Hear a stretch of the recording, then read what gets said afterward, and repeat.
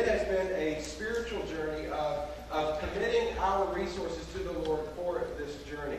Well, I've been gathering and working with some of our leaders, gathering our staff and others, and I've said to these leaders, will you make your commitment in advance to encourage our congregation? And I'm really happy to let you know that 1 week before Commitment Sunday, we have, drum roll, we have received 59 commitments for $1,275,516. Is God good or what?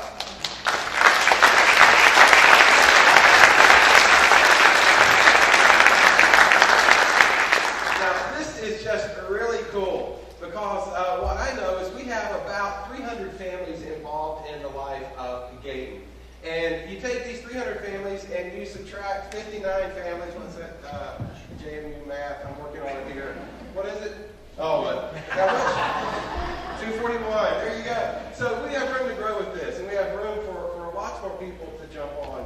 And so next week is Commitment Sunday. We're really excited about what God is going to do. What an exciting time. Well, there are a couple of frequently asked questions that we have been hearing, and so Michael has graciously agreed to come up and to pose a few of those frequently asked questions to yours truly. And so, Michael, what are some of the burning questions that you're hearing that people are asking about this journey? No, I was not a math major. That's not the first question. But how do we fill out the commitment card? How do we fill out well, first of all, the communication card, I hope you're filling it out right now. The commitment card, you will receive in the mail this week, every single family in the church. And how do you fill it out? Well, there's a lot of information to fill out. We even put a video together so that you can know firsthand how to do it. Take a look at this video.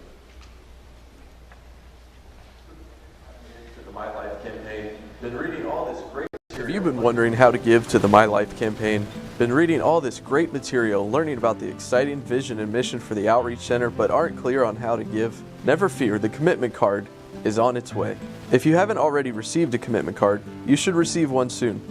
Total the amount that you want to pledge over the next 3 years to the My Life campaign, and put that on the first line.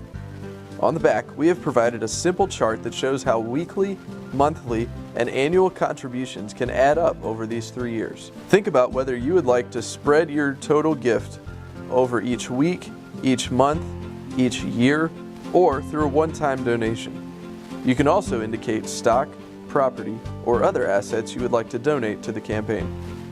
Then leave your name, address, and contact information and return the card to the church office, where our financial secretaries will compile all of our pledges. Thanks for your support of My Life.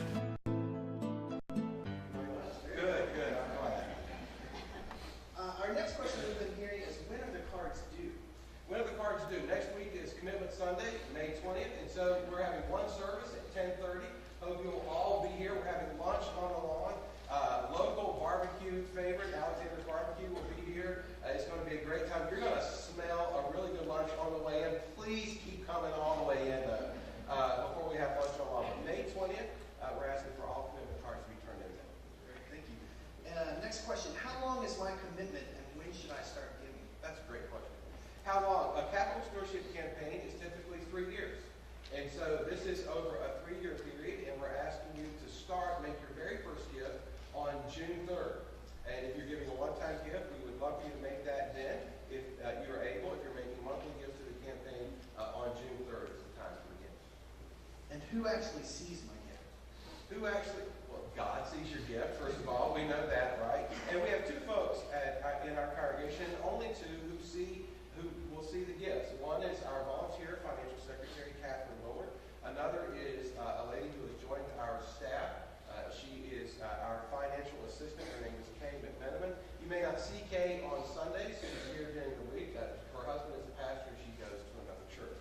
And so that's who will see the Lord, and those 2 folks will see your pledge between you and God. And those 2.